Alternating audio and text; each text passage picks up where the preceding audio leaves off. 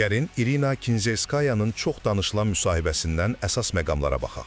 Xatırlayırsınız da, Tokyo 2020-də bizə judoda yeganə medalı bürüncü gətirən İrina Kinzerskayanı. Medaldan sonra sanki yoxa çıxdı, eləmi?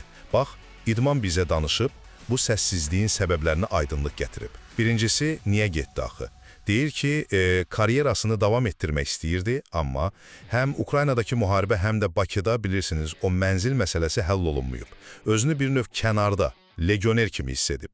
Yəni, açıq deyir ki, dəyər görmədiyim yerdə niyə qalım ki? İndi ailəsi ilə İtaliyadadır, qızını böyüdür. İkincisi, təkcə şəxsi məsələlər deyil. Ümumiyyətlə, judo haqda da danışıb. Fikirləşir ki, indiki səviyyə, xüsusən onun çəkisində, yəni plus 78 kiloqramda, əvvəlki kimi deyil də, hətta deyir ki, bəzi indiki medalçılar var ha, onun vaxtında heç ilk üçlüyə yaxın düşə bilməzdilər. Güclü iddiadır, Və nəhayət, bəs bundan sonra nə olacaq? Deyir, idman üçün çox darıxıb, ana olandan sonra da əslində güc yığıb, yenidən tatamiyə qayıtmaq, ya da məşqçilik eləmək. Baxır, hələ tam qərar verməyib.